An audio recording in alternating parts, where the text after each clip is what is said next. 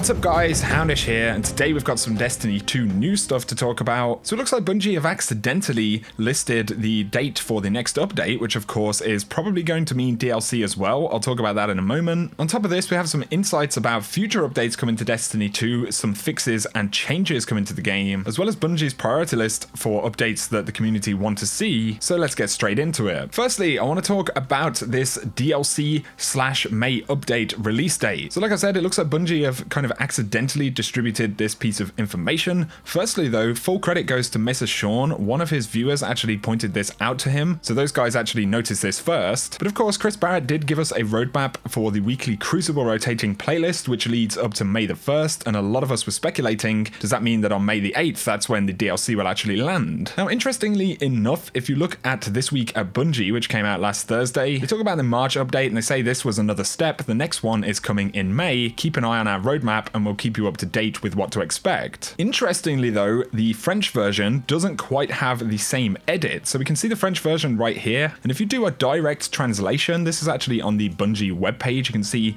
right here that it's been translated. We actually get, this is another step. The next one is scheduled for May the 8th. So obviously that's very, very interesting. This is actually on Bungie.net. This hasn't been fudged or messed with whatsoever. I will leave the French link to This Week at Bungie in the video description. So what you need to do is make sure that you get that French version of the webpage and then you can simply translate it. But there we go. It looks like confirmation of the next update at the very least. So that would be the beginning of Season 3, update 1.2.0. In terms of why we're seeing different thing on the French version, it's probably a localization thing. So of course, you know, they'll work on the blog post for that week and presumably it'll be localized in all of the different languages by people. And obviously we don't know the exact process. Perhaps the wrong edited version, you know, made its way to whoever was doing the localization for it. Now, does this mean that we get the DLC on May the 8th? Well, it's incredibly likely. There is another possibility, which is that this could be update 1.2 and perhaps these releases will actually be staggered. If you think back to the Taken King,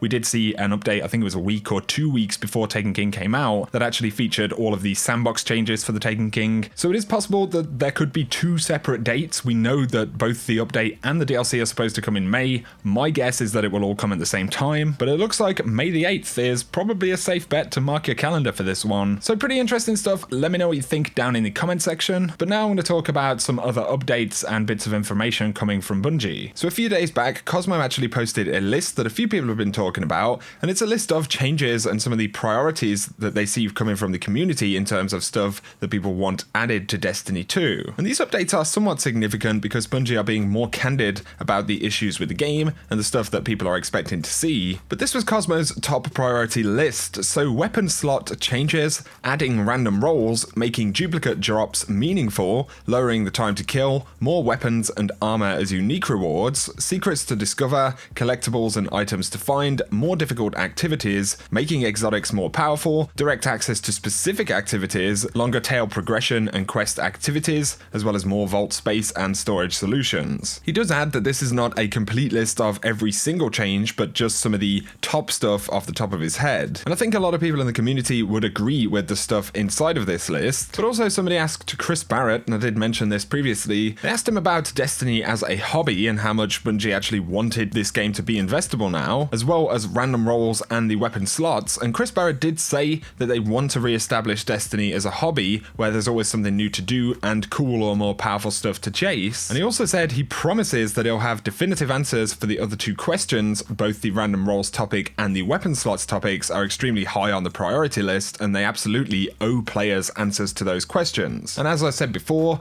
this is pretty significant because, like I said, it's very candid, and he says we'll have definitive answers for the other two questions, and, you know, a definitive answer is the ultimate answer. This is what we are doing to, you know, resolve this issue. And so there's a lot of speculation about the possibility of random rolls returning in one form or another. And I think really, you know, the Masterwork system hasn't necessarily answered that question, but there could be, you know, other elements tied to Masterworks around reforging of weapons or the ability for perks to randomize in some kind of format. Obviously, we also need more perks and possibilities actually on the weapons to make this really a viable addition to the endgame, but it looks like we're going to hear about this kind of stuff soon. And of course, certain elements possibly could be happening in that May DLC and Season 3 update, but onto the March update, some stuff that may have been missed is that there there are actually new Crucible medals added in 1.1.4, and this will be inside of the weekly Crucible playlist game modes, so things like Mayhem, Rumble, and the Iron Banner. And so naturally, with us now having 8 players inside of Rumble and 6v6 Iron Banner coming back, they have actually added 7th column back into the game. So Andrew Weldon from Bungie actually confirmed this. Rumble is back with 8 players. This also means a certain medal for defeating 7 opponents may have also returned. And if you don't know what the 7th column medal is, it's essentially where you get 7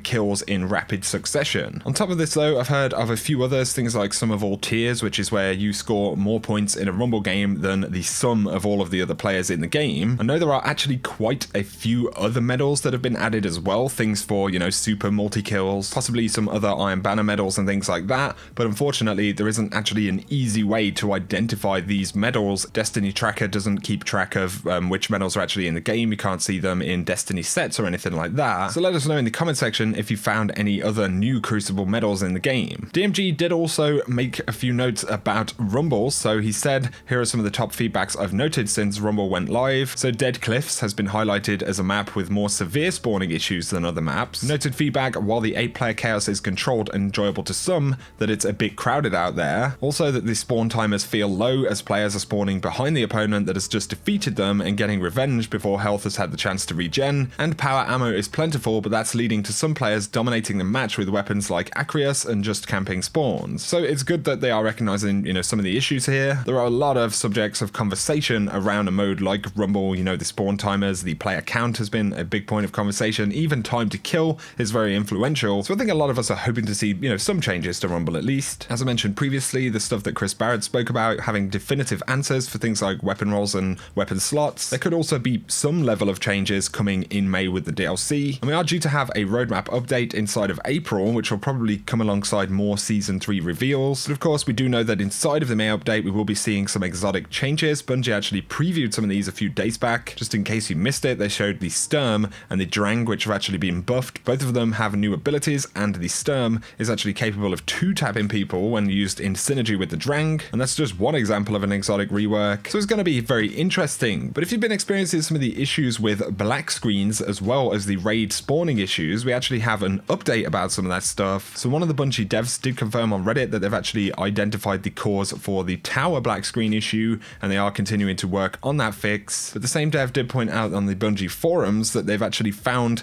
and tracked down the issue that's causing the raid respawn problem. And for now, there is a relatively simple workaround while they're working on a permanent fix. So basically, you need to checkpoint the raid after you launch in, or have the fireteam leader actually launch in solo and then invite everybody in. And the reason for this basically is that the cinematic at the start is pushing the memory budgets over the edge. Once players begin to swap around gear and things like that later on, as the raid goes on, there is this kind of memory issue. But the big culprit, I guess what they're saying, is that raid cinematic at the start. So basically, you need to find a way to avoid the majority of your fire team experiencing that cinematic, and the issue should be, you know, resolved inside of that instance. So bear that in mind for now. If you are playing the raid, load in on your own or get a checkpoint, go to orbit and come back. They do add though that there is a permanent fix for this now in the works. A couple of other random bits. Somebody said, can you remove the quest steps from the weapon slots? So some of the ones that are actually items in the weapon slots. DMG did say the team is currently working on a solution for the issue.